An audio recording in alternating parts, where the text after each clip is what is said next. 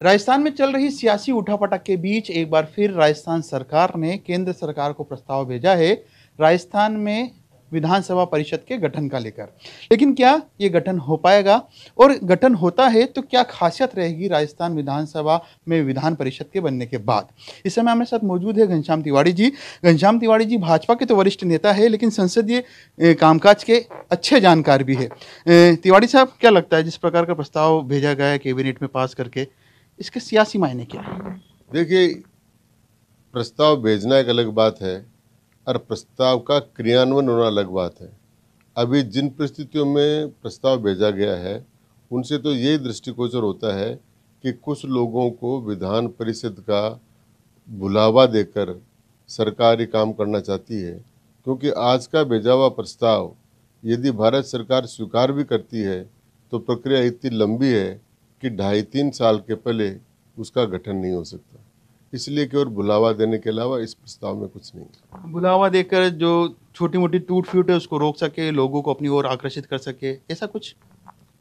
अब लोगों को ये आकर्षण पैदा हो कि हम विधान परिषद में चले जाएंगे और वो इस बुलावे में आ जाएं, क्योंकि इसमें आने की आवश्यकता इसलिए नहीं है कि इसके पहले भी गहलोत साहब की सरकार ने प्रस्ताव भेजा था, विधानसभा में पारित कराकर भेजा था। उसके बाद में वसुंधरा जी की सरकार ने भी भेजा था और अब तीसरी बार ये भेज दिया है। विभिन्न राज्य सरकारों ने बार बार, कोई 10-11 राज्य सरकारें हैं जिन्होंने भारत सरकार के पास ये भेज रखा है, लेकिन वो एक का भी प्रस्ताव पारित नहीं हुआ है। इसलिए इन्होंने जो पहले भेजा था उस समय तो यूपीए की सरकार ही थी, तो यूपीए की सरकार में भी इसका काम पूरा नहीं हुआ, तो अब इसका होने का सवाल नहीं है जब तक इसके बारे में राष्ट्रीय कॉन्सेंसस आपस में सभी राजनीतिक दलों में नहीं बनती और सभी राजनीतिक दल इसके लिए सहमत नहीं होते।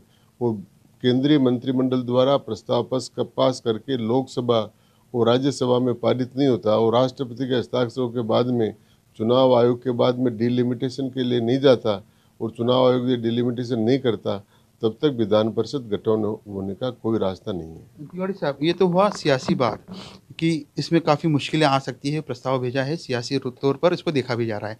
लेकिन यदि राजस्थान में विधान परिषद का गठन होता है तो उसकी क्या एक प्रोसेस होती है, और क्या फ़ायदे इसके हो सकते हैं राजस्थान के परिप्रेक्ष्य में? देखिए, विधान परिषद का गठन तो होना चाहिए, क्योंकि कुछ राज्यों में ऑलरेडी विधान परिषदों का गठन है, लेकिन विधान परिषद गठन होने की एक प्रक्रिया है कि वो उसमें अलग अलग प्रकार के लोगों के लिए सीट्स का आवंटन होता है, वो चुनाव आयोग करता है। विधानसभा क्षेत्र का एक चुनाव कोलेजियम होता है, जिससे विधानसभा से पार्टियों की टिकट के आधार पर जैसे राज्यसभा के लिए चुने जाते हैं, वैसे विधान परिषद के लिए एमएलए अपना निर्वाचन करते हैं। उसी प्रकार फिर जो स्थानीय निकाय हैं, पंचायतों के और नगर पालिकाओं के, नगर निगमों के, उनके जो इलेक्टेड मेंबर्स हैं उनका एक कोलेजियम बनता है, वो मतदान करते हैं और कुछ लोग उनसे चुने जाते हैं। फिर कुछ ग्रेजुएट्स निर्वाचन क्षेत्र होते हैं, उनका गठन होता है, उनका रजिस्ट्रेशन होता है, उनकी मतदाता सूची अलग से बनती है और उनकी डिलिमिटेशन चुनाव आयोग करता है और उनकी संख्या तय करता है, तो वो लोग चुने जाते हैं। उसके प्रकार शिक्षकों का भी कई निर्वाचन क्षेत्र होते हैं और अन्य भी विशेष कैटेगरी का कोई राज्य सरकार चाहे और चुनाव आयोग उसको मंजूरी दे तो वो निर्वाचन क्षेत्र गठित किया जा सकता है और उनका चुनाव होता है। लेकिन विधान परिषद का चुनाव डायरेक्ट होता है और मतदान के द्वारा होता है, इसमें किसी प्रकार का नॉमिनेशन नहीं होता है। इसमें राजस्थान विधानसभा के विधायकों की संख्या को देखते हुए कितने सदस्य विधान परिषद में हो सकते हैं, और वोट डालने का अधिकार कितना लोगों को होगा इसमें यदि होता है? देखिए, वोट डालने का अधिकार तो सारे जो मतदाता सूची के लोग हैं उन सबको होगा, लेकिन राजस्थान में जिस प्रकार अभी तक की परंपरा है विधान परिषदों की और जिस प्रकार से विधान परिषद के मेंबर बनते हैं, राजस्थान में अधिकतम 66 सदस्य हो सकते हैं।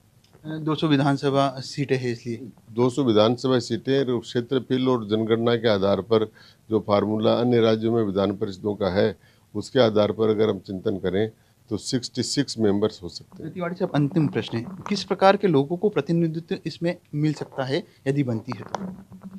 ये देखिए, काल्पनिक प्रश्न है। जिनको पार्टियां चाहती हैं उन लोगों को प्रतिनिधित्व इसमें मिलता है, लेकिन शिक्षक निर्वाचन क्षेत्र हैं उनसे कई बार शिक्षक नेताओं को चुनाव लड़ाते हैं। जैसे ग्रेजुएट्स निर्वाचन क्षेत्र हैं तो जो सक्रिय राजनीति करते हैं स्टूडेंट्स की, छात्रों के बीच में राजनीति करते हैं, उनका निर्वाचन हो जाता है। और बाकी तो राजनीतिक रूप से जो लोग होते हैं वो विधानसभा क्षेत्रों से निर्वाचित होते हैं। तो इस प्रकार से राजनीतिक दल मिलकर इस बात का तय करते हैं, वो जिन आदमी को टिकट देते हैं वो लोग निर्वाचित होकर जाते हैं।